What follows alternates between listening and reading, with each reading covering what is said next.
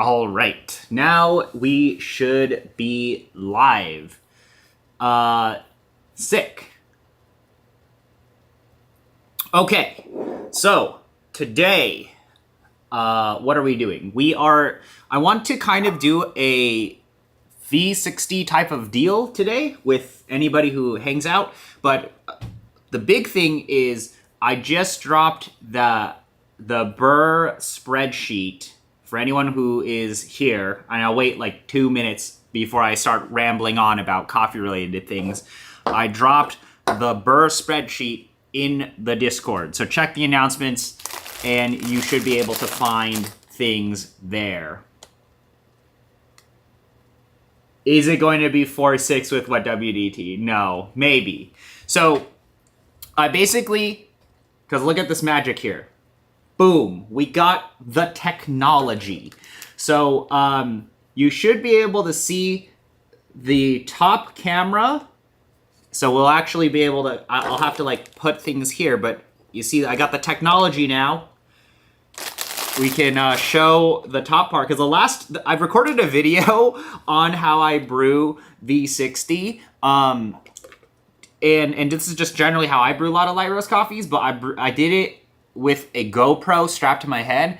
I got this camera up here now, so we got the technology and things will maybe look a little bit better. Maybe I'll cut this stream VOD into, or whatever stream into an actual VOD, and that will be a legit video, but this is for the homies in the Discord as usual. So, yeah, but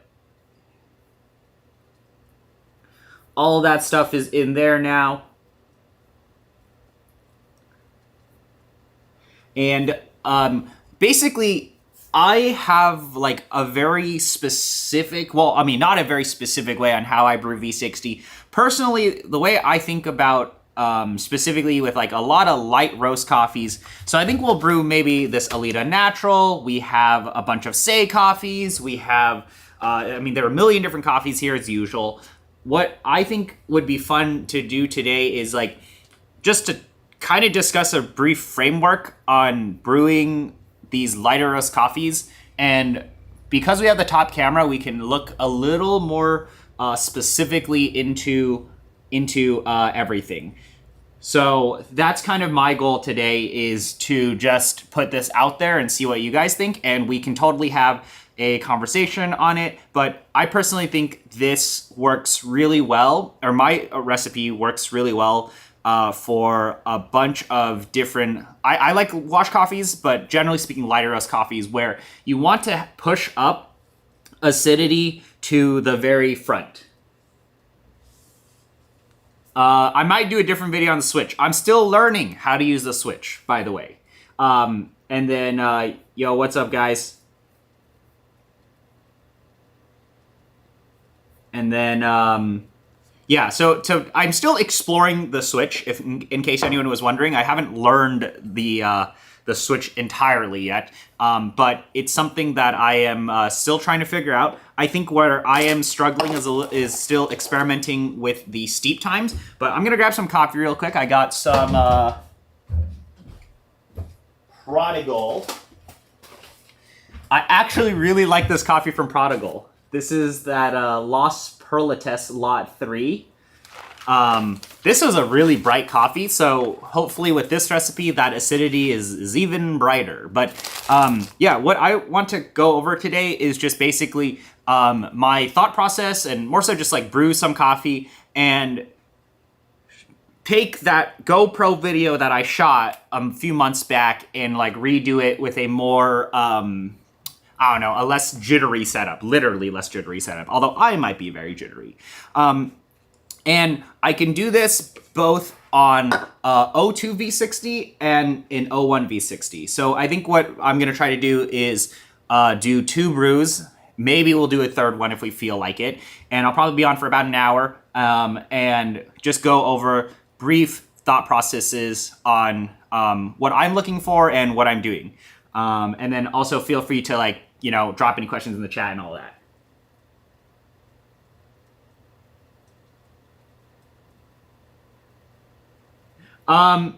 When I mean acid lover, I mean like really pushed up acidity. And a lot of the times that could be fruity notes that are very apparent. The way that I brew V60 is I want to take, I would say, whatever really interesting note, for example, like in this coffee here. Whoa, we'll do the second camera.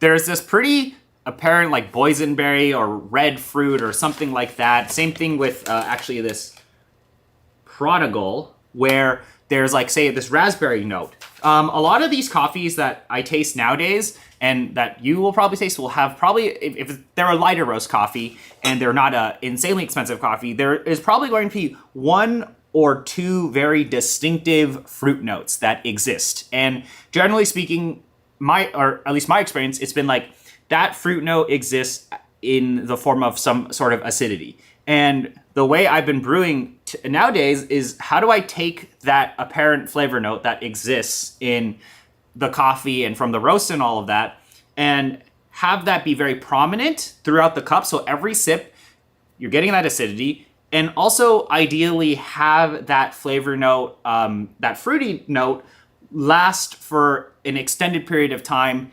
before it goes away. And that's the kind of really cool thing with coffee brewing, is that depending on how you pour water on things, depending on how you agitate, depending on even what dripper you use, and so on and so forth, these will really allow you to manipulate those slight nuances or presentations of flavor notes. So and that's kind of like a little tangent, but in terms of, yeah, I had a coffee that tastes like blueberries a long time ago, so I've been trying to replicate. I can't. So blueberry bombs and all that are like pretty rare nowadays, is my understanding. You can get a coffee like Luna Bermudez from Manhattan that basically has very prominent blueberry notes in it. I've been buying light roast, but can only seem to find wash coffees. They always claim there's a ton of fruit flavor in it, but it always just tastes like coffee to me. Well, I think with the lighter roast coffees, you probably need to extract them or push them harder, or it could also be your water. Push them in a way that brings up that perceived acidity. To me, that's also perceived fruitiness as well. Not in the same way that I think, naturals, in my opinion, are a lot easier to get that perceived fruit. But yeah, this is how I brew coffee, and it is a recipe that I would welcome everybody try. And, is it the best recipe? Probably not. But to me, it's the way I've been doing it, and I might as well share that. But obviously, if you pick coffee that has inherent acidity in it, like these lighter roast coffees, that's already a really good start. So I am going to now go over the stuff that I use, because that would be a great starting point. So here is the stuff that I use. Obviously, pick a coffee that is really good so that your enjoyment of things will be the highest possible. But I obviously have V60s here. I have an O2 for today and an O1. So we'll go through both of them, and I'll show two different recipes. And I will also attempt maybe a super large recipe, because in the Discord, we had a lot of people asking, hey, I want to do 30 gram V60. What do I do? I have an O2 V60 here, so 30 might be a little hard, but we'll see where that gets us. And I have two other things here that I want to go over. I like these filters a ton. So these are the Cafec T90 medium dark roast paper filters. And these paper filters are amazing. They flow incredibly fast. They flow super fast. They also are pretty decently priced. So what this allows you to do is it allows you to grind very, very fine. It also allows you to agitate like crazy and even brew with very high fines coffees, and maintain a very steady flow rate. The kind of two things, and I'll kind of spoiler this, but the two things that I kind of do with my recipe, if you've seen that video already, is a very long bloom and and maintaining very fast, relatively steady flow rate in my pour over. And that is what brings out all of that juice and that acidity up front. There are a lot of great videos that dive a little bit deeper into things, like just check out anything Lance is posting, and those are just easy ways to learn things. But my thing is kind of like a hybrid of a lot of these different recipes. So I think what ends up happening is we all end up in the same area anyway in terms of solving, quote unquote, solving pour over and all of that. But anyway, what you'll need is, obviously you need this stuff here, good coffee. I specifically like these T90s. You also can use some of the other Cafe, like a Backup Plus, although you should probably agitate a little bit less on those. The Circle Hario tab filters seem to flow decently fast. And then, of course, Sybarist fast filters. But aside from this, I use this tool, which has been very helpful. This is a little leaf stirrer wet WDT tool that Wafo creates. And what's cool about this is you can stick this into cone-shaped drippers without tearing the paper filter. When, for example, like if you do the chopstick method, sometimes you poke the chopstick too far, and you can poke the paper filter. Some of these Cafec filters are not the most rigid because they need to flow so fast. So I like to use this tool a lot because it helps me, it basically lets me do crazy agitation and ensure all the coffee grounds are wet without tearing the paper filter. So this was a big thing that I use now. Although you can use a chopstick, you can use a mellow drip stick, and you can also use a wet WDT tool. But yeah, if you look at it from this angle, it's like I can get it in here and I can, effectively move this around, and it's not going to tear the paper filter. Although you can tear the paper filter if you are literally trying to stab your paper filter. I'm gonna catch up on chat real quick.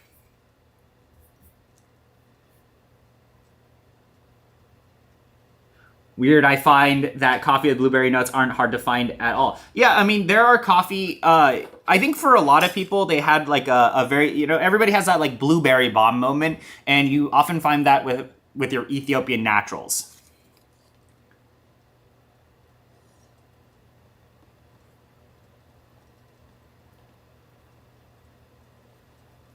Yeah.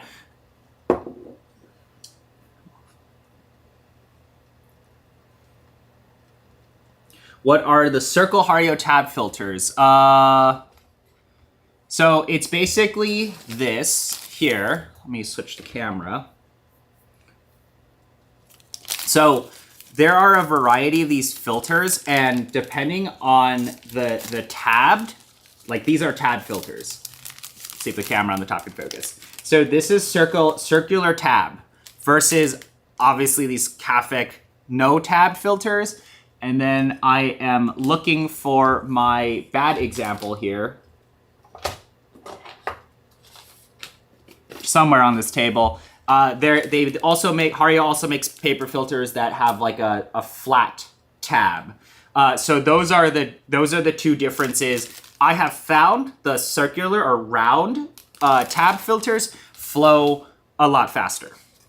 But what I'm gonna do is I am going to just do the tiny V60. So let's do the little 15 gram guy, and then we'll do the 20 gram brew. So those are kind of the differences. Also, for a lot of, I touched a boiling kettle. For a lot of these coffees, I find that you can really push things and grind things incredibly fine. And well, it depends on what you're feeling, right? You can grind very, very fine, and if you have a great coffee and you're using these T90s, you most likely will get a really great cup without reaching any sort of weird astringency or anything like that.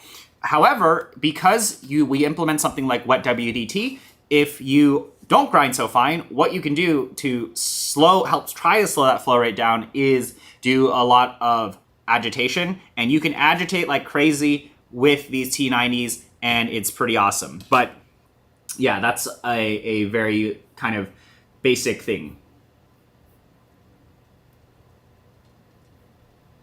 I have no idea how much this leaf costs nowadays. The longer bloom is great, yeah. I think agitation really helps.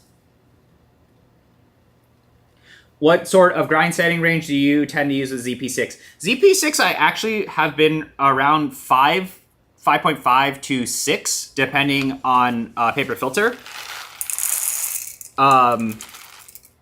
Funnily enough, I am going to be using a 6. I'll make this finer on the 01 for an example, but I'm at like a 6.2 on the 01, and I'll do a 15 gram dose. So, but yeah, 5.5, as Sal says, is a great starting point. If you are using fast flowing filters, then this is a good choice. But I'm going to start off and do a 15 gram example. So let me iterate exactly what is going, or like verbally say, this is what I'm going to do. So for 15 grams, usually, depending on coffee, for example, this prodigal styles of roast, these lighter wash coffees, very clean coffees, I tend to actually really like pushing them. So I am brewing 15 to 270. So that's about I think that's a 1 to 17 ratio, if I'm remembering correctly. 270 is 1 to 18. Oh my god, I can't do math. 255 is 1 to 17, if that's correct. So basically, as you extend ratio out, what I have observed, so let me also quickly talk about that. So as you extend ratio out, what I have found is eventually you will reach a point past, and this depends on burst set, past that 1 to 17 area. Usually I find it in that 1 to 17 area, 1 to 17 to 1 to 20 area, where things become so thin, they become a little too harmonious. So I think sometimes, depending on what ratio you're using, you might just want to minimize going to like that massively large ratio. That's also where you might tend to taste coffees falling apart. You also might taste burst sets falling apart. But pretty much what we're gonna do is we're gonna do 15 grams. We're gonna do like a 50 gram bloom. We're gonna then pour up. We're gonna do like another 100, and we'll do like another 100. Basically, it's super straightforward.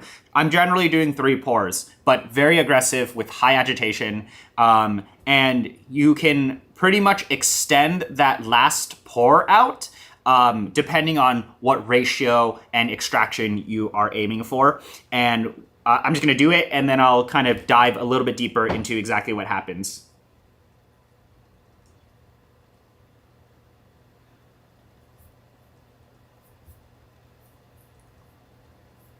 Okay, let me catch up on chat. So I'm using 15 grams. I don't keep up with what's happening on Instagram World. I am also using boiling water. With Prodigal and Say, I tend to brew like 98 Celsius plus, and that gives me really great results.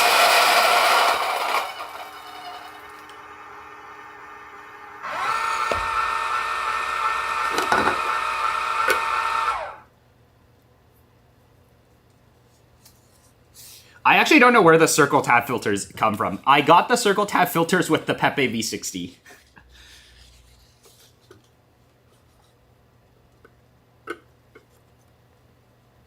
What setting for filter on Max SLM? Depending on where your 0 is, mine is weird, but basically I'm at where the bean symbol is by 0, but 100 degrees or 180 degrees back. So, all right, let me switch to this. We'll see how good we can make the top-down camera look. So this is what I mean by, if you can find a tool that does something similar, what's cool about this is, so I poured water in the filter for an example, but what I can do is I can kind of just go in there And I can do a lot of different motions in terms of agitating, in terms of moving coffee around and pushing against the paper filter. Like I am effectively pushing against this paper filter without stabbing a hole through it. So this is what's been really awesome with this specific tool. I'm pretty sure you can find something very similar, or you can use a thinner wet WDT tool and kind of go, or a WDE tool and like kind of go in there and try to agitate things around. Very similar to something like the Mellow Drip.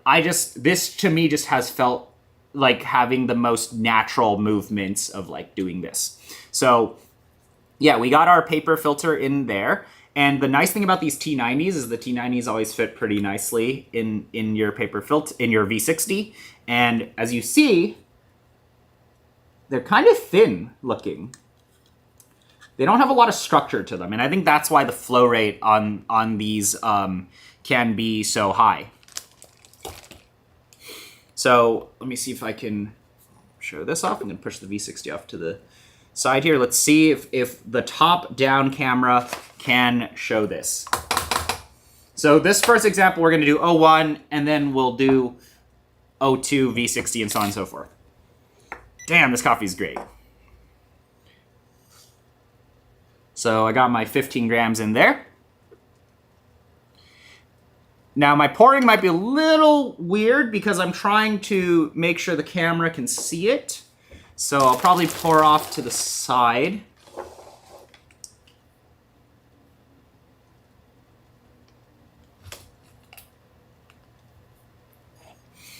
And we will see. I'm also just using boiling, by the way. So let's see. I'm gonna like stand up and try to do this without blocking the camera. So I'm pouring 50 grams, or actually wait, this one's 60 because I'm doing, I like 60 for everything, sorry. And then I go in here and I agitate. So what's really cool about this tool is if you see this, I can go and swirl the V60 around. I can push all the dry parts of the coffee into here. And now, I'm doing something not, like you wouldn't do stuff like this where you push all the coffee grounds around like that. But the point is I can go in and actually touch all the different edges. So this lets me have a ton of control in terms of agitating or saturating that first initial bloom. And this physical agitation as well as longer bloom, to me, helps push up that perceived acidity.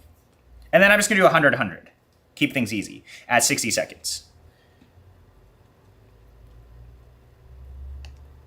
So I'm pouring super aggressively, high flow rate, up to 160, 170. If you're off by 5 to 10 grams, it actually doesn't seem to do anything. And you can even go in, if you really wanted to push up extraction, you could go in and agitate some more, but look at how fast that flow is. And at around a minute 35 to a minute 40, I just pour another 100 in and I do a very aggressive swirls. As you see right there at a minute 30, our water level is reaching the bed. You can do 260, you can do 270, and then you give it a little swirl and a tap. So your total brew time on a lot of these coffees is probably going to be around that 2:30 to 3 minute mark. And it's gonna taste pretty well extracted because we are boosting that extraction with that manual agitation, that long bloom in the first and second pours. And then also the flow rate is very, very steady. So of course you can grind even looking at this, it seems like I could grind even finer, but my flow rate is super steady. And that's the power of the T90s. Is like you're able to, let me see if I can switch it to here, is the flow is still just going and going and going. And now it's done. And we're done at 2:30 basically. So I can actually grind this coffee significantly finer. Or I could have poured 10 more grams to 270 to push that extraction up even more. But that's where we can kind of run into potential thinness. So I'm gonna kind of break that down again. First part is mainly to push up that acidity and give us give us like you do that manual agitation, push up that acidity up there with that longer bloom. And then the second two parts are basically to just maintain the flow rate to bring the juice out. And also, the way I would classify how this tastes, I'm like reversed right now, is you will get this acidity note, and you'll perceive this at the beginning, and then it'll kind of just linger throughout the entire cup and then finish pretty clean. A big part of why I think this works is because at the very end, I am swirling and tapping. So I'm shooting those fines out to the sides, and I'm minimizing the time that they are touching the water. And that seems to help really clean up the finish of everything. But that is like the most basic framework that I use when I brew a lot of these light roast coffees. The things that you can adjust are obviously the bloom time, the aggressiveness of agitation, and how much you pour in those 3 pours. But anyway, that's the simple thing. Let's give this a quick taste.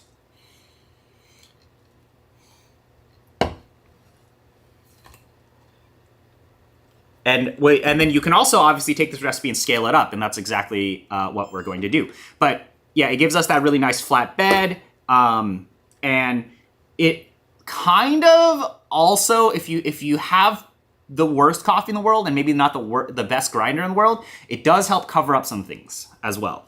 But this does let me just basically, it's kind of like my default 0, turn my brain off. V60 recipe. And this seems to work well for a lot of these lighter roast coffees. Depending on how hot you're brewing and what water you're using, it really, that's going to really influence the level of perceived acidity at the front.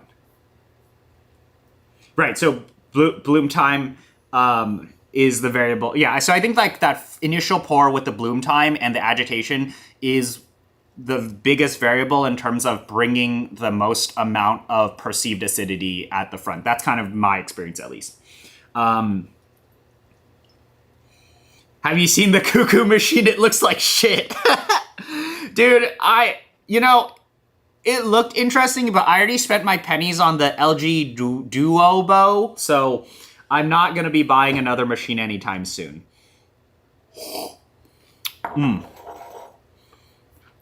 So, man, this Prodigal is really good. This is really good. So, what I'm tasting is just like bright upfront acidity, and then it kind of lingers through, and then it really cleans up. So that's like how I've been enjoying a lot of these coffees. That's just how I brew V60 nowadays. But yeah, that's what I do. Pepe brings out the max juices. True. So another thing to note is this, by the way, is this modulation of flavor within the context of your burst set, right? So like if you have a burst set that does not that presents coffee in maybe a more flat way, you might see a slight peakiness up front. So this 01, for example, I think has like very balanced presentation. I'm getting a little bit more acidity, and it's kind of like EQing your headphones or slight filtering, right? Like this is what these recipes are doing, and all these little different techniques. It's like what is a modulation of flavor within the context of the lens we are grinding, viewing things through or grinding things through. So it's like if you have a grinder that gives you that juice up front because of the burst set, then obviously you're going to experience more of that than if you don't have than a burst set that doesn't do that. So that's been my experience, at least, of brewing, say, on the 01 versus the Flatmax SLM versus even this P0. So the other day I was brewing on the P0, and the P0, super sweetness, and I was able to push up a little bit of that acidity at the beginning, but overall, this thing just renders everything in the same way. So, you're kind of held to that. But yeah.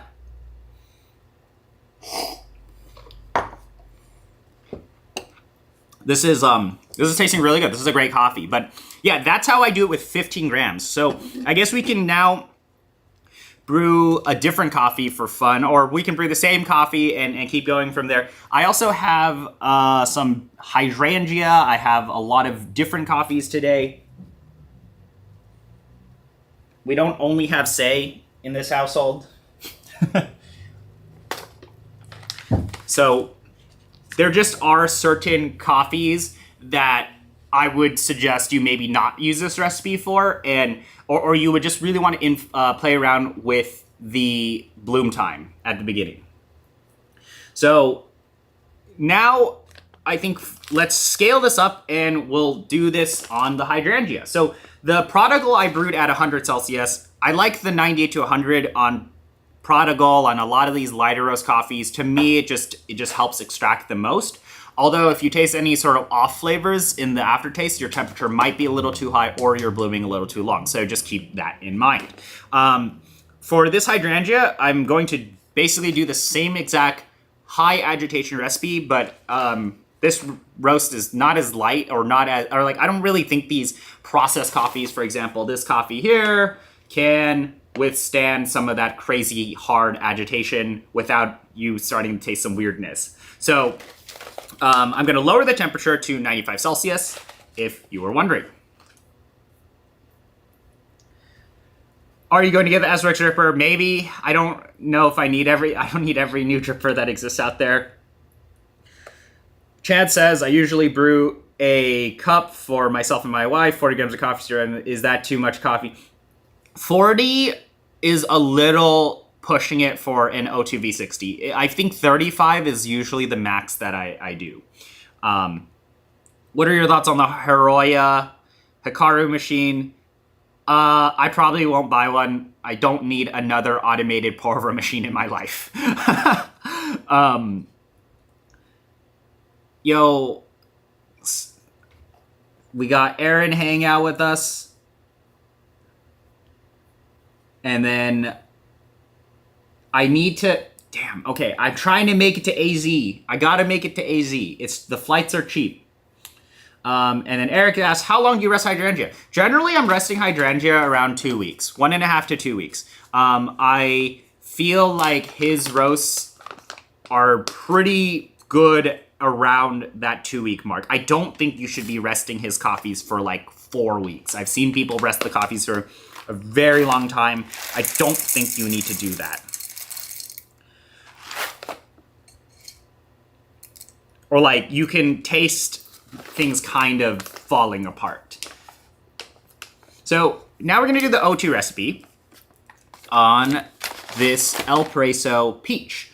So I do tend to think my recipe works a little bit better for wash coffees, but that's just because like I like wash coffees.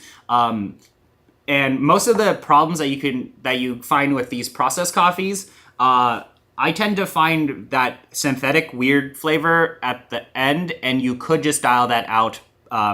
In this case, what I'm going to do is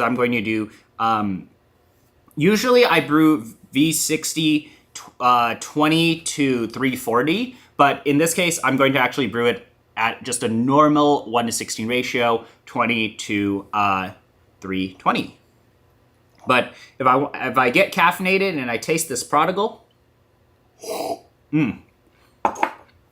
upfront acidity, and I think that's just because of that initial bloom and that high agitation. But anyway, what you can do is actually you can maintain very similar grind sizes across a lot of your coffees if you cheat and you use the T90s, because the T90s you get so much control in terms of what you can do that it just feels like cheat codes at times.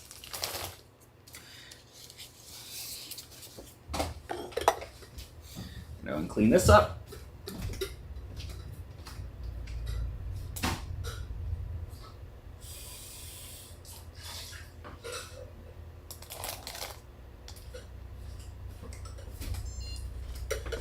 All right.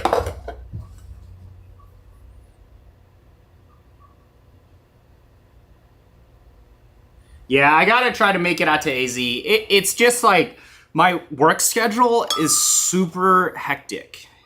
things keep popping up. So I got 20 grams, and usually hydrangea, I think I can actually maintain the same grind size because this is a processed coffee, but generally speaking on grind size with like hydrangea and some of the more slightly developed coffees, you could go a little bit coarser. But given that it's a processed coffee, those tend to flow quite fast.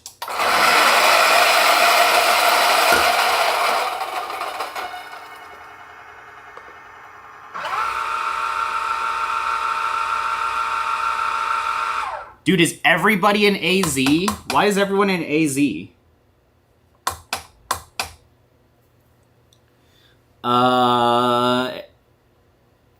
I want to go to that omakase night, but I don't know when it is. I have to ask Gimak.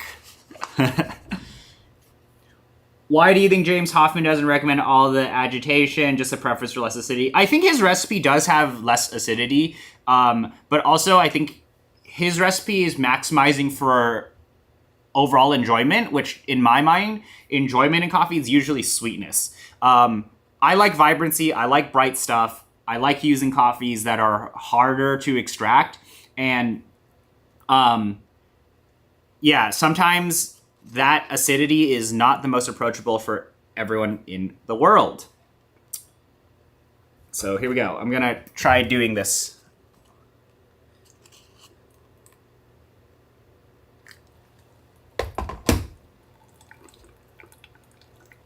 So if you look at how fast the water flows through there. That's the power of T90. So let me do this again. We'll do something. I'll just like pour a ton of water in here. It's like the water is basically flowing through at a very steady rate. One is obviously the speed at which water flows through, but also it's just steady. It's not like, oh, this water is just going to stall somewhere. So that means that the steady flow rate in my mind means like there isn't any sort of weirdness where some of your bed of coffee in your V60, the top part or the middle or whatever is touching water for an extended period of time. And I think this is the closest to what you can get to the Sybaris Fast without shelling out that money.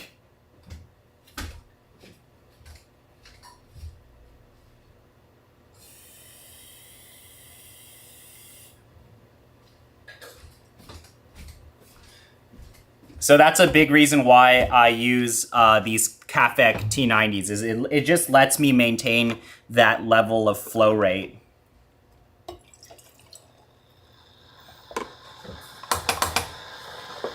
Also, it's like you brew with these filters that are super fast flowing, it really just saves you so much of a headache.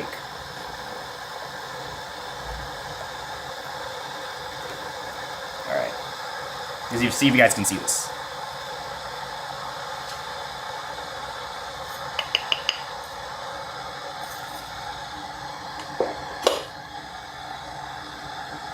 My Akaya scale is very fluttery as usual. Oh, I think I need to recalibrate this thing.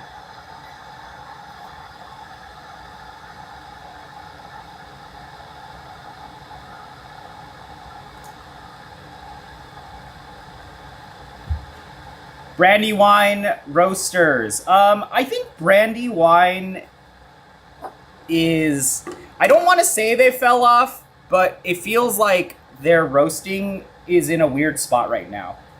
So I hope they got better. But Brandywine was the first time I ever experienced co-ferment coffee or like very deeply processed coffees. And I think they were one of the first to be doing those coffees. I like their packaging. I think the artwork is really cool. I have not tried their roasts in the past year, so I don't know. I just heard people not having the greatest experiences with their coffee recently, so I have no idea. But we got this El Paraiso. It's also kind of, like, Brandywine to me is also feels like a very like JBC roaster where it's like these were all really great years ago, but then it doesn't seem like some of these roasters are in the conversation as much as it feels like they should be.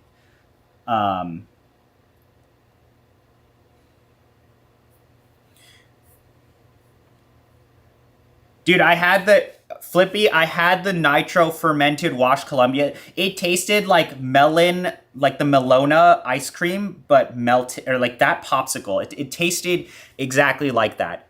It was great. It was like straight melons.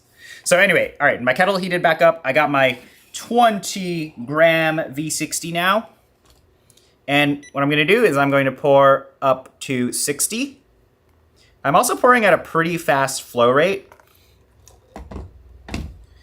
And then I can get in here and agitate. And I like to, you either can rotate the V60 with this tool and get all of the coffee on the edges into there, like that. And you just let this sit for an entire minute. Damn, that's some Diego memery right there. I don't really like pushing some of these processed coffees, like in this specific time, to like 1 minute, 45, 50 usually feels good. And then what I'm just gonna do is I'm just gonna pour up to 170, sorry. Pouring at a pretty fast flow rate. And then this one is a bit of an extended third pour, where we're just gonna pour more and more. Although usually I would just pour another 170 for it to go up to 340. I'm going to make that a little bit less. On both of these recipes, I pour at around 130 once the water kind of goes a little bit further down towards like the base of the V60. Like this is going to get really, really close now. Now is when I usually pour. And I'm only going to pour up to 320 on this. I also skipped the second agitation because on these processed coffees, I don't like pushing them so hard. And then I just do that final swirl. Our total brew time is still gonna probably be around that almost 3 minute-ish mark. Flow rate is incredibly steady. This is just pretty much how I brew a lot of these different coffees. But if I was using a cleaner wash coffee, I would have did an agitation at the second pour because that helps me boost up extraction. I find these coffees to be a little goofy when you are pushing them that hard. So I kind of skip some of that manual, at least aggressive manual agitation. And as you see here, around 230, the bed of water is getting much lower, and this is going to wrap up. And all of our fines all shoot out into the edges there. The T90 is really strong at catching some of these fines as well. So we see like the bigger fines and all of that all the way out in the edges there. And then, yeah, there we go. See, around 3 minutes, everything's gonna be done.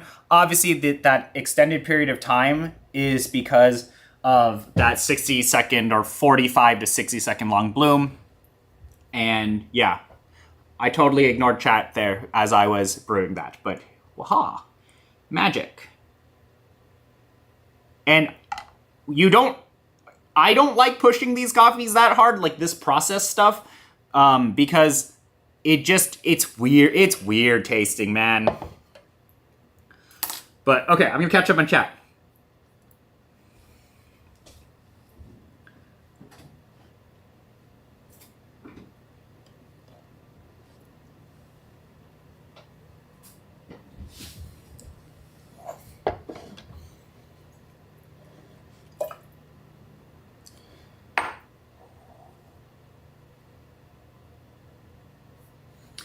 Yeah, I've been brewing a lot more on V60 nowadays. As much as I like April and Oria, I brew a lot more on V60 because of just the juice presentation, the acidity, the brightness, versus I would say more full-bodied, defined, like heavy flavored notes that you can get out of an Oria. I kind of seem to just like V60 a little bit more nowadays. But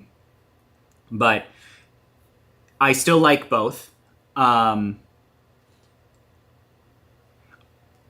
you use Cafec Lights for bin juice? I feel like bin juice would taste not the best with a switch. I feel like it would be too extracted. Oh my god, there's that thermal shock smell. Aaron tried the that coffee from Pear. Man, that coffee from Pear was great. I still have some of it. I really enjoy it. It's great. It's just like the most melon tasting coffee I ever had, and it's awesome. Have you had any counterculture coffee? They're the closest roast to me that's decently famous. There's stuff to see. So counterculture is more developed than any of these roasters I've had here today. I have a very different recipe that I brew for counterculture, and that's just usually because I think their coffees are really easy to brew, and it's easy to push over too. Some of these coffees, I like with a lot of counterculture coffees and more developed roasts, I like to push for low agitation, which is, in my mind, very sweetness focused versus acidity forward or acidity focused, like the recipes I've shown right now.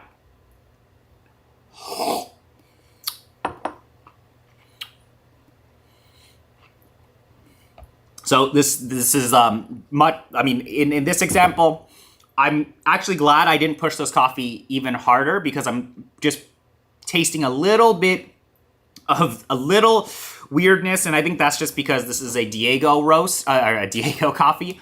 But the presentation of acidity is just very pushed up, and then it goes into like a really clean finish. Clean for what this coffee is.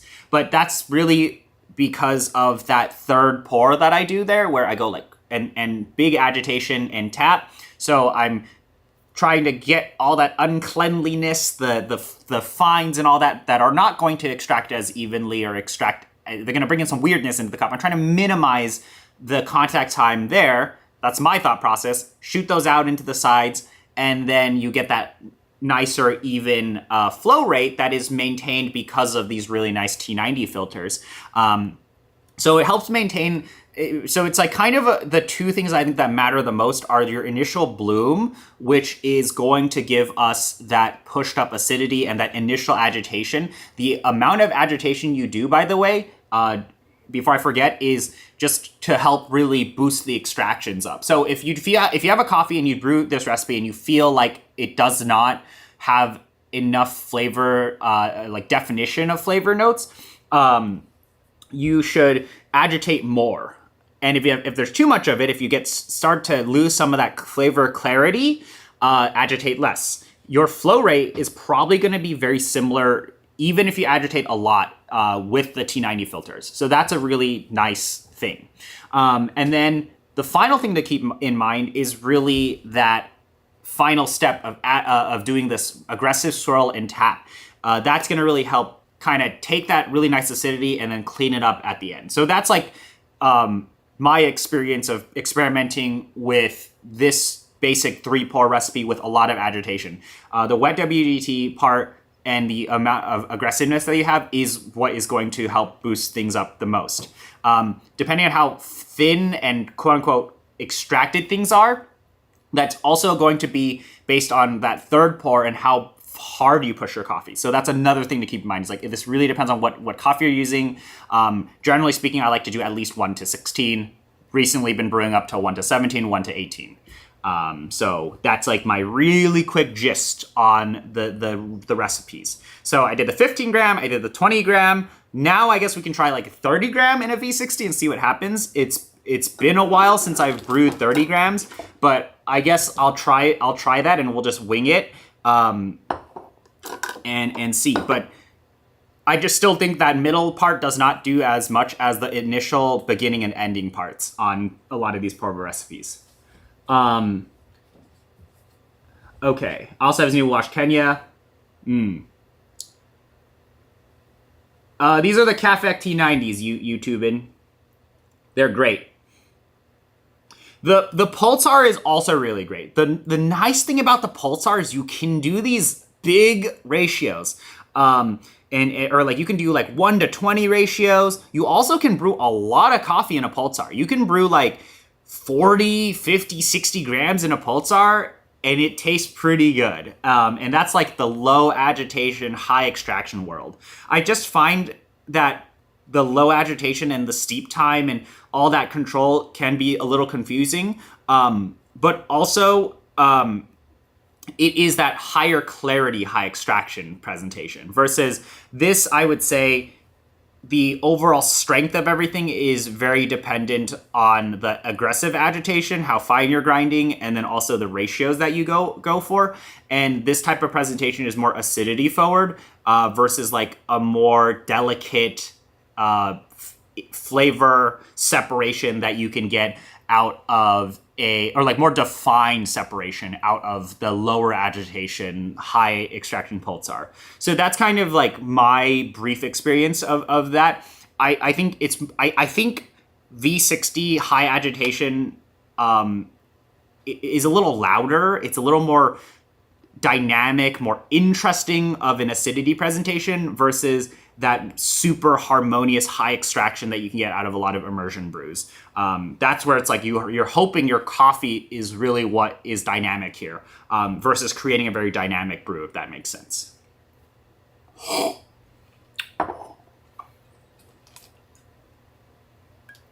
I'm just gonna spit things out into a pair of Cupworks carafe. But yeah, both of these coffees are tasting in this style, right? So like this recipe is going to the two recipes I've shown you, it's the same recipe, but it's scaled up to different sizes. It's going to present you coffee in this way.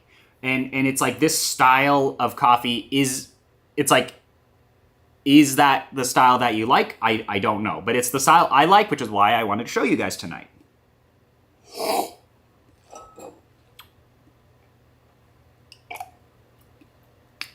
It is tasting good, though. I am actually going to drink a little bit of this. Pretty happy with how that is. Do you have any tips for reducing overpowering fermented flavors that some of the crazy processed coffees have? Just don't brew that stuff. No, I'm just kidding. So usually where I detect the weirdness of, say, this thermal shock stuff like this is really in that aftertaste. And to me, I find the very processed coffees, if you push them too hard, you actually can push some of that processed stuff into a very like weird bitterness taste. So it's not bitterness because you it's not bitterness because you ground too fine or bitterness because it's like not a light roast. It's bitterness that's from the processing.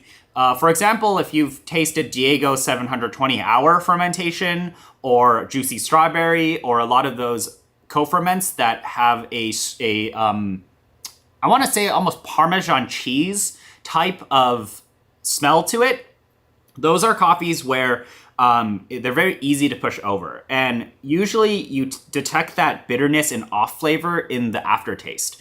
And how you mitigate that is you pour slower or you use a much lower temperature.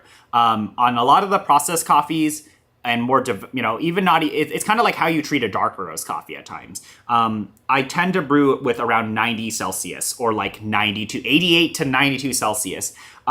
Even with some of those Manhattan filter roasts, although I haven't recently had a Manhattan filter roast that has had some of that cheesiness to it, but for example, like Hydrangea Juicy Strawberry, 90 Celsius, pour slow, minimize the cheese, minimize the bitters that come from that. But it's very apparent in like Brian Alvere's Juicy Strawberry, where like the strawberry notes can become like a strawberry cheesecake notes, and then the cheesecake note can then become a bitter note because of the processing. So that's what I would suggest you do.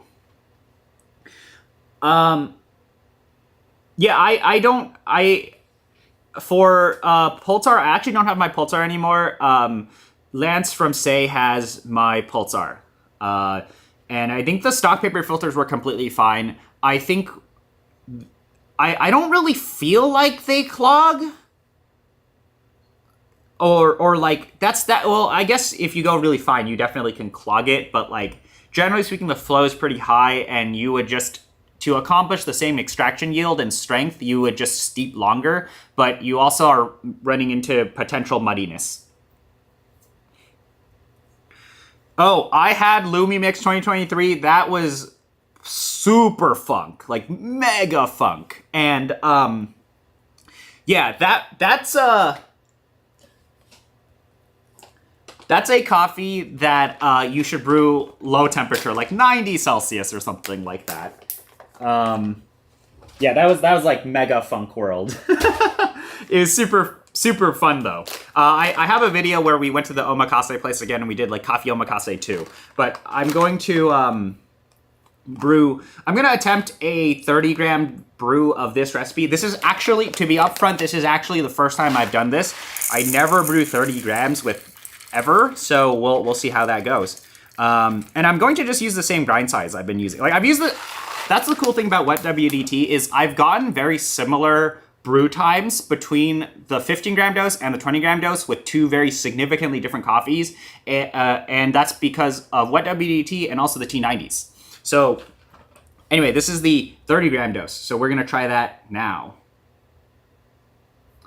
And this is the Say Duancho Honey. I do not have an affiliate code for Wafo. I don't do any work with them anymore.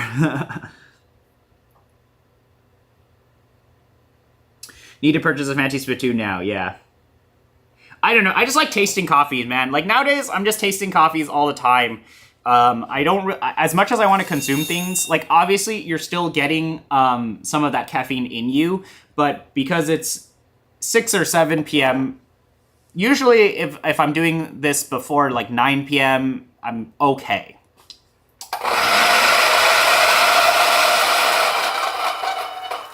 All right, we're gonna try 30 grams and see if we can do a modified recipe here.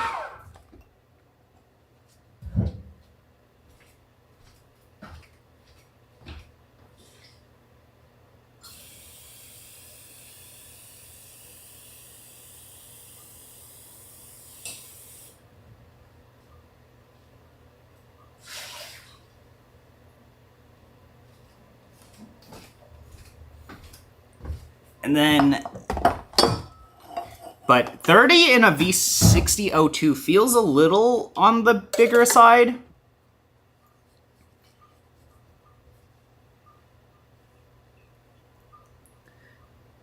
Just starting, get my coffee 10 a.m. here, yeah. Oh, and the Sal says, only time I've clogged pulsars with no immersion and large decaf dose. Yeah, I like the pulsar, like a big reason why I've enjoyed Pulsar is because of the amount of effort it takes, at least to start those in, like to brew something pretty consistent. Is like I just do 2 pours usually on Pulsar. I don't do the 5 to 7 pour that I've seen a lot of people do, because I think it tastes really good already. Like I've kept things really simple with Pulsar and I've had a great time.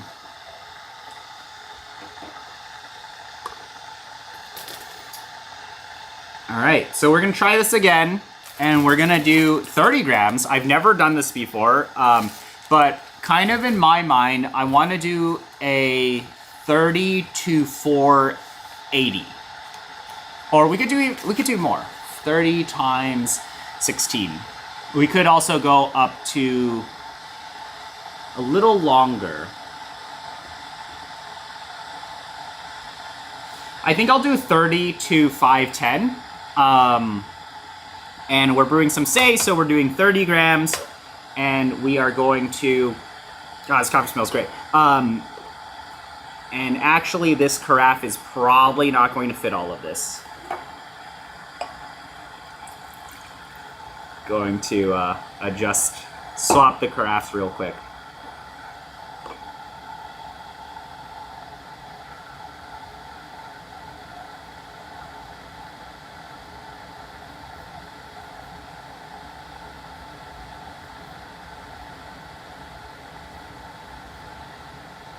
Nguyen says, I just came back to Vietnam and I definitely noticed how the roast here is more developed and sweeter than in the States.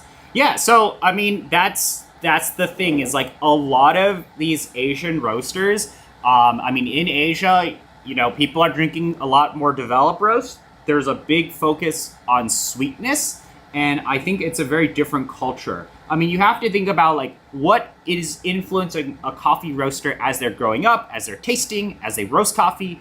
A lot of that is, in my mind, influenced by people's palates and their vision in coffee.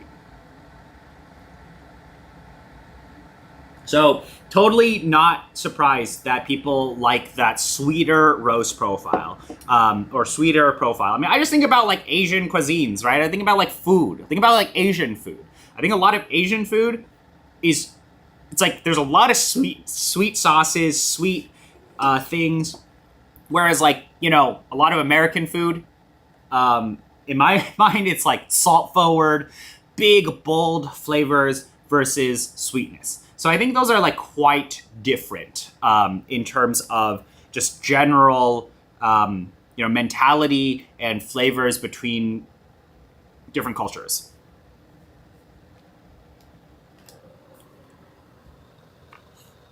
All right, so we're gonna try this again, but we're gonna do 30 grams. So in my mind, I'm like, okay, I wanna do a 3x bloom. I love the 3x bloom. So I'll bloom to 90. I'm gonna write this down. So if we're doing 510,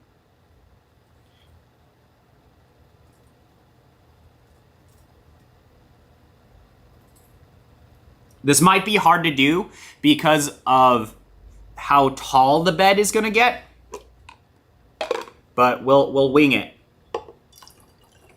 We'll figure it out. This is what we do best, right?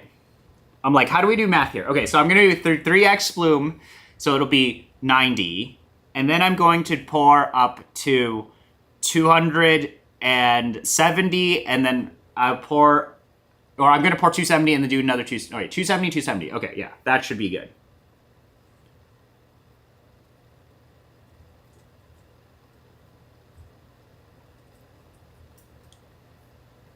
So I'm going to do 90 to 190, 180, and then 270, and that should get us basically that 1 to 18, well 17.6, 18 ratio. So I think anything above 17 is probably okay. Or like 17 to 18 with say is usually okay.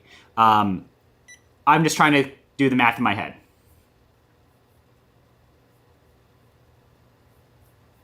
Dude, Dude, yeah, 30 grams is hella scary. 30 grams is where I would do Pulsar, but it's not the tallest in the world. We have to see how aggressive we can pour, guys. Here you go. So I'm gonna do this, and then I'm going to get dinner. So I will be able to sleep.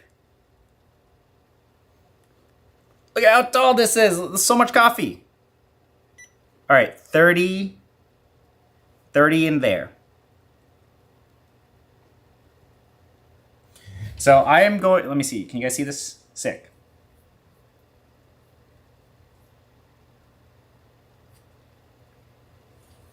Okay. So we'll pour up to 90 on the first one. I'm gonna get in there and agitate. So again, I like this tool because I can get in there and get on the edges and make sure everything is touching the water.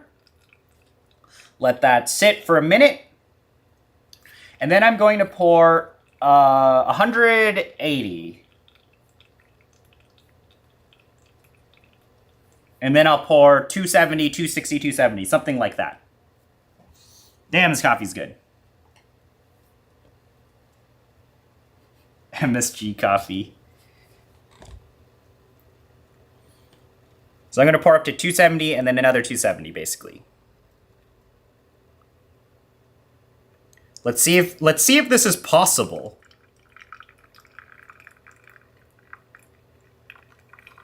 Because if so, I totally will start using this recipe for 30 gram V60s, although I never brew 30 grams anymore because I just pretty much want to be able to try a million different coffees. So I could brew basically 10 to 12 gram brews versus the 130 gram brew, right? I'd rather brew a hell of a lot of tiny little V60s so I can taste more coffees. And I'm just gonna pour another 270 after this. 270 in this might be a little spooky. I'm gonna let this drain a little bit more. But the flow rate is still really nice, even though we've used, oh God, am I gonna make it to, no way. I should have let it drain more.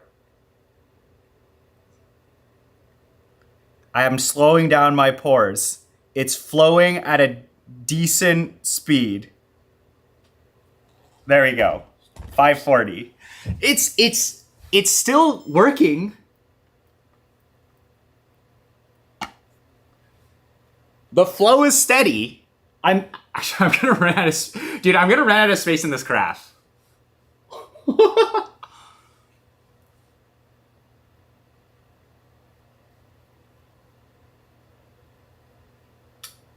Is that true? Am I gonna run out of space on this carafe? Is it gonna make it?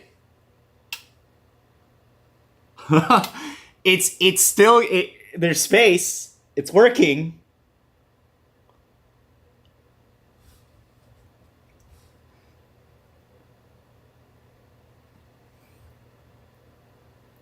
Oh my God. I'm gonna have to lift this up. It's draining through. Oh.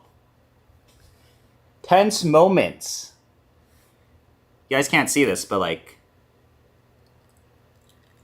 very steady flow rate. My brew is not even because I'm moving it around. Actually, it would have fit. Is that right? Or the base of the V60 is touching the coffee? Oh, barely. Okay, but our brew time, you're not seeing this, but our brew time is very similar, right? It's still like three-ish minutes. But yeah, okay, it is possible to do 30 grams. That just was kind of spooky in this tiny little, the tiny little carafe here. Tense moments. But our bed still looks pretty decent. Shit ton of coffee everywhere in the filter because we aggressively agitated. And yeah, but I probably would not brew 30 grams and do this recipe unless you waited a little bit longer. But let's see how things stood up, because usually with this type of recipe, I always fear like it's like we're pouring so much water and all the different coffee, because the bed is so thick, it might not translate so well in terms of recipe. So let's taste it. But it's like, I want to see how far we can push the acidity up, right? Because like the 15 gram brew and the 20 gram brew totally have that upfront acidity with that longer bloom. Let's see if that works with the 30 gram.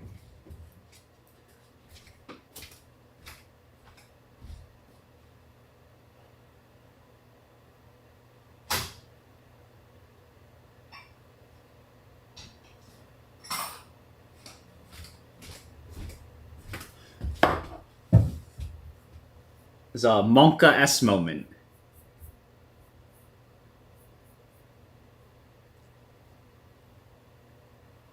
Get a straw. All right. Oh my God. I'm trying to stir this.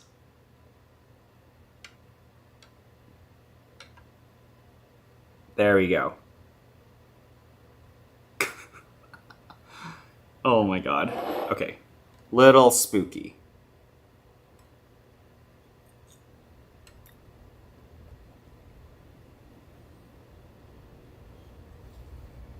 Or this is gonna taste terrible.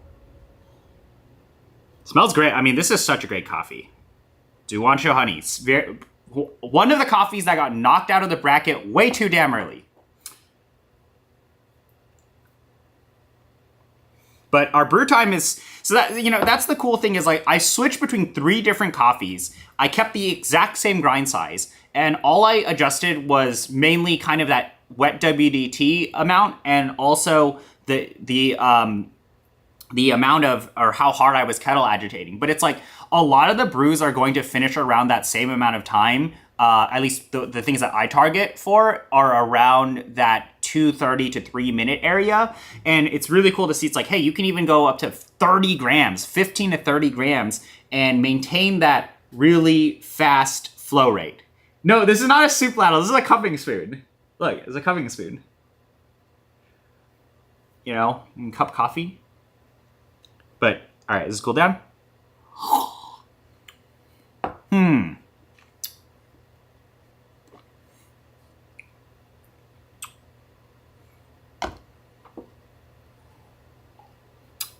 So, this does have a little bit of muddiness to it. So I would maybe go a little coarser. But even though that flow is so high, well, I don't think this is muddiness exactly. This is just this coffee has like, this Duancho honey has this like herbal note in it. So I'm getting a little bit of that herbalness.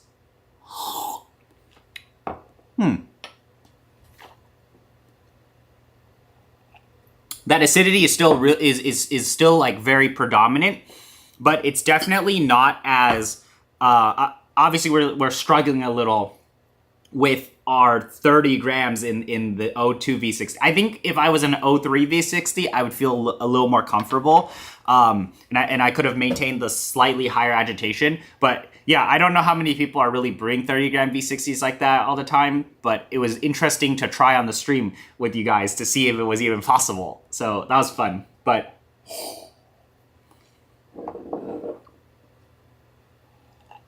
yeah, the lower dosage, obviously we're not using the same coffee, but we're getting all the same presentation across all three of these, where it's that pushed up acidity with that linger, and then it kind of cleans up at the end. And you can do this among like a million of these different coffees, which is cool. And that's the power of like a V60 recipe, is like you can, if you have coffees that are good enough and you have paper filters and tools that are nice, you can get the same style of brew and have that presented in a way across a variety of coffees. So that's been pretty cool. And that's why I like this specific V60 recipe a lot.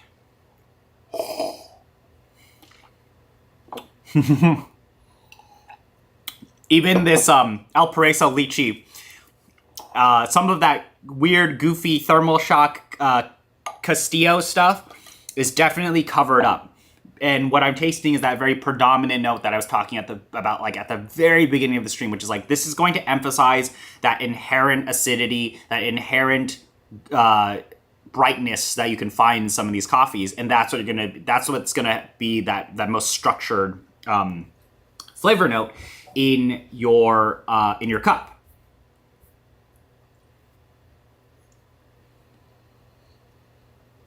I have a rainbow cupping spoon somewhere here. What do the fins look like in that cup? Oh, this is what the fins look like. So this is that the new Ecosa Brewhouse Avency Wave cup. So they sent this to me a while ago, and I've kind of been using it here and there. But so here's nothing in here, and if I do this, as you see, I have created bubbles. And you can also swirl in either direction, and you can also do, depending on how much liquid you fill in here. But every single time I swirl, I introduce bubbles into the cup, and this is kind of doing like a pre-aeration versus I still am very used to it when I sip coffee, aerate it in. But if you don't want to do that, this seems to unlock that same type of aeration, but now in a cup. Or like do the aeration in the liquid before you drink it.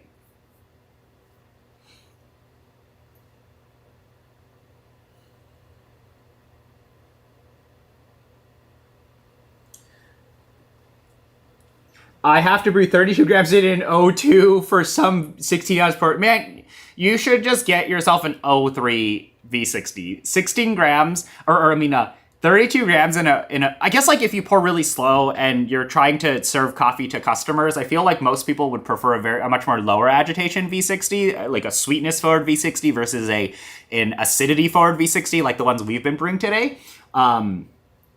With regular Tabtario, that is miserable.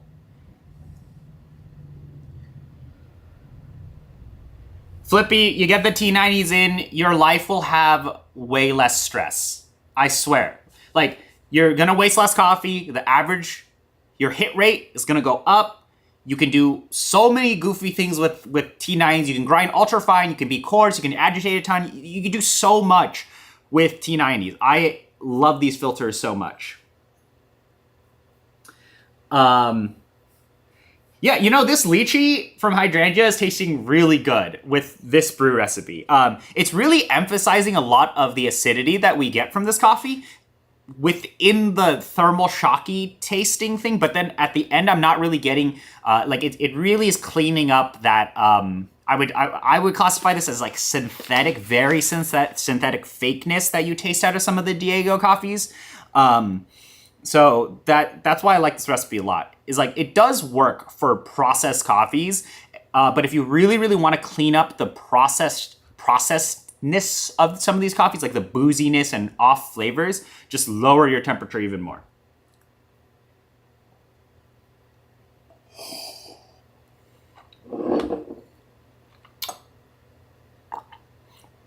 The peach is tasting good.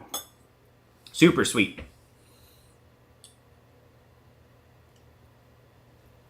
Boss man at the cafe doesn't get O3 or cafe paper filters. Dude, I don't know. Maybe you gotta convince him that these are the cafe filter meta is the way to go. These are so good. I love these filters so much. I do like lights, but lights present a very different presentation. I feel like putting lights in some of these, it's like I might as well just brew immersion versus this is giving me a much normal or a much more, I would say, interesting tasting V60. Without getting too deep into immersion and some of the higher extraction recipes, I feel like some of those recipes are like so harmonious, they're so integrated that they're just like not very interesting to taste. Whereas like these, I'm tasting and I'm like wowed by the acidity. I'm like, whoa, upfront flavors. So it's been much more interesting. I also like Kono a lot, but my Konos have cracked, so I stopped using Kono a lot. No Cafec for O3. Yeah, I think like I really want Cafec to make more filter sizes, but you know, they made the Deep 27 and I need to get my Deep 27 back. I might do a Deep 27 stream later this week. Deep 27 is such a fun brewer. I also need to like upload hella random videos that I shot. But yeah, I think I might do like a more formal Deep 27 video. I kind of don't care too much about doing like very, very like formal gear videos and whatever. I'm just doing it on the streams now. And then I might just take this and turn it into an actual video. And then if that upsets people, then whatever, right? Like I feel like I would just say the exact same thing on camera, but I can hang out with you guys and I might as well just do that. It's like, if I'm going to talk about this anyway, I might as well do that and talk about the same thing, but also hang out with you guys. But yeah, I am probably going to go and get dinner soon, as usual. Like yesterday, I got dinner after I did the stream.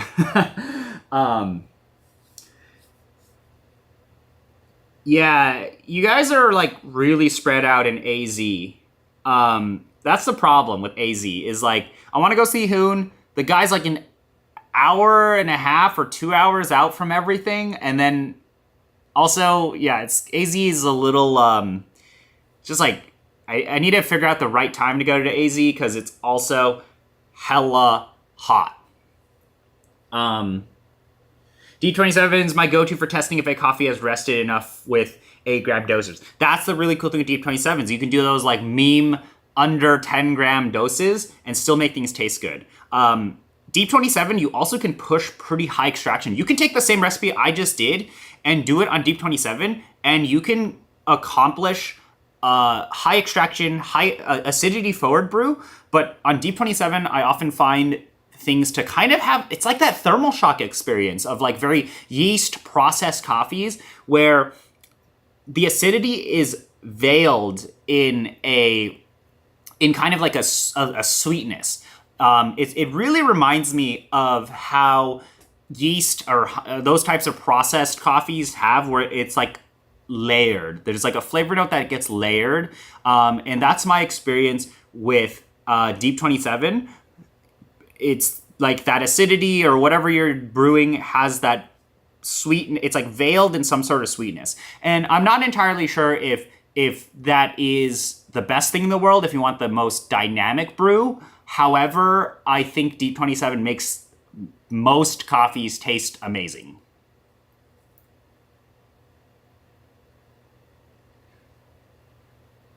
We can hang out with an AeroPress soon. I have the AeroPress. I have the AeroPress clear, okay? We can hang out with AeroPress.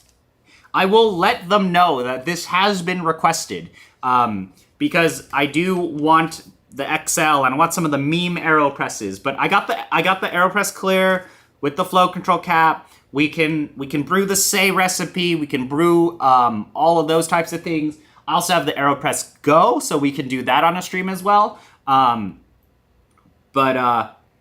Yeah, there are some cool things. There's a guy that I know, Fernando Barista Brews on Instagram, who works for AeroPress, and he has shown me some cool stuff. So I'm really excited for AeroPress.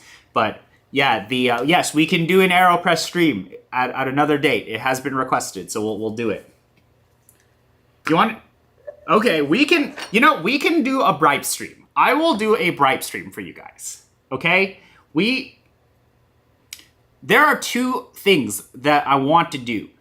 I want to do the Bripe stream, and then another one that I think would be hella fun is this was an idea that Kimoy and the friends have thought about. Is it possible to brew 10% extraction yield with high TDS? So that's like the next meme stream is like, can we brew high extraction or low extraction? Let's see what's the lowest, most consistent way of brewing low extraction while maintaining high TDS. And I think you need to do that in an AeroPress. So we'll see what happens. So definitely, we could do an in-car stream. I'll figure it out. Because I have the GoPro mount, but my problem with my GoPro is a Hero 9 Black, and that thing overheats. It might be possible. We could do a car stream. This should be possible. And I got the car electric heater. I need to get my DM47 back.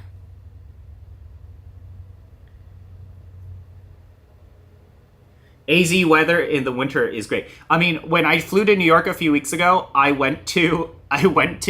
we stopped at Phoenix, and it was the very first time where I was in Phoenix and I could touch the glass. I was touched the glass at the airport, and I did not burn my hand. That was an amazing thing. So okay, we gotta list that out. Okay, I still don't want to do a stream schedule yet, so I hope you guys are okay with that, because I kind of just want to stream whenever I feel like it. Like if I have a schedule, it becomes a thing. So I'll probably post up when I'm streaming or when I feel like streaming in the Discord. So because like I just want to have the meme stuff in the Discord. We can have a vote and have some ideas on what to do and explore that. I think the Bribe stream will be hella fun. Hoon compared Pietro with EK, and I was surprised to see that Pietro resulted in a cleaner comfort, and I'm seeing Pietro is surprising many folks. We are getting a Pietro with the Brewbers coming soon, so we can do a stream on that.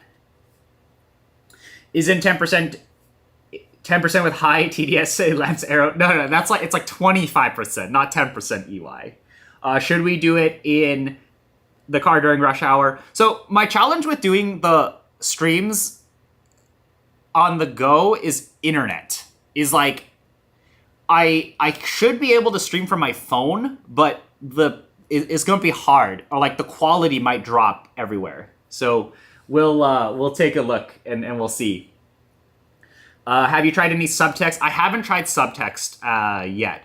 Although I recently saw a thread and people were calling subtext roasty, so I don't know anymore. I probably won't try them yet then.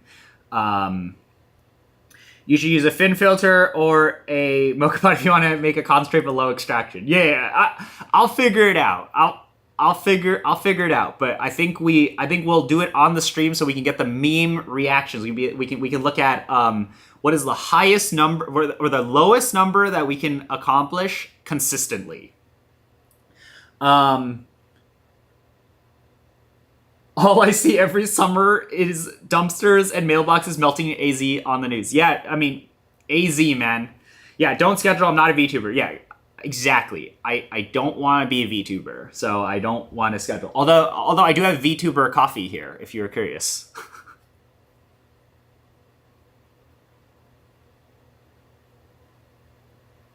No, I haven't had any of the porcelain Oreo yet. The other open bottom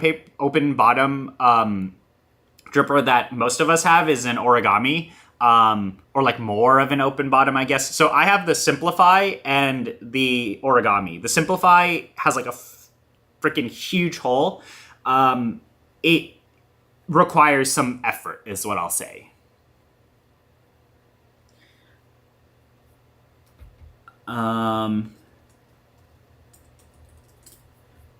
But yeah, I think the cool thing is like a lot of these new drippers are coming out with the variable flow bottoms and different things that can help increase flow rate, or I guess tap more into capillary action of like sucking the liquid from the bed in some sort of way. And I am pretty excited for that because I've generally like higher flow drippers. That's why I kind of like the April dripper, and I like the Oreo, and I like the way I brew V60 is because I think that really maximizes the juice of flavors. However, I think for flat bottom, you have less control because of just the state of flat bottom paper filters. You're not finding a T90 equivalent much of the time. The UFO dripper is one that I'm going to check out soon. I'm going to try to get Jay to get on a call with me, and we'll do it on the stream. And I got my Sibrist flats here, so we can learn how to fold things together for the dripper.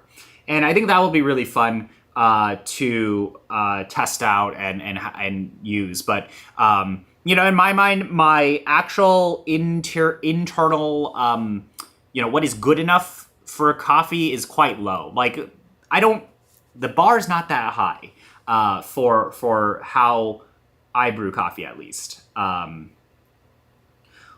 What do I think about Lily Drip? I haven't tried it. I don't know. I understand conceptually why you'd want to use it, but at the same time, I don't care enough to use a Lily Drip. To my surprise, the natural flat tabbed O2 filters have been good. My SO got them from Christmas, and I recently used one of the Hersha. The origami filter is made by Kafik, if I remember correctly. So it's probably some sort of Abaca. There are way too many of these filters nowadays from Hario. I can't keep up with it anymore. Yeah. That's the plug, man.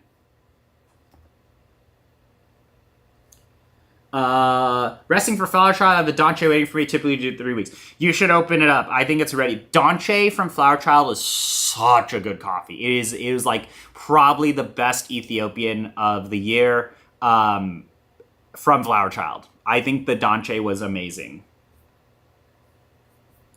Definitely like 90 points. 90 easy. Finn doubles as different. Yeah, I have a Finn. I actually got my Finn from Nguyen Coffee Supply, and I bought some of her coffee. I quite enjoyed it. It was pretty tasty. Hey Brian, I'm getting a ZP6 this weekend, what dials, and light roast. I would try a 5.5 to 6. If you, depending on how developed things are, you could do like 6.5, but I have tended to like 5.5 to 6, depending on paper filter. I think that's a good starting point for your ZP6.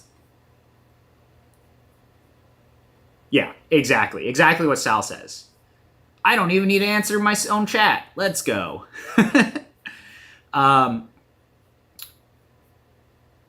But yeah, I am.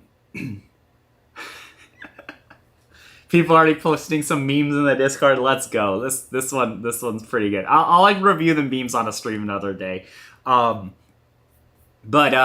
Yeah, you know, I think we've been on for about an hour and a half. I think I'm gonna wrap up.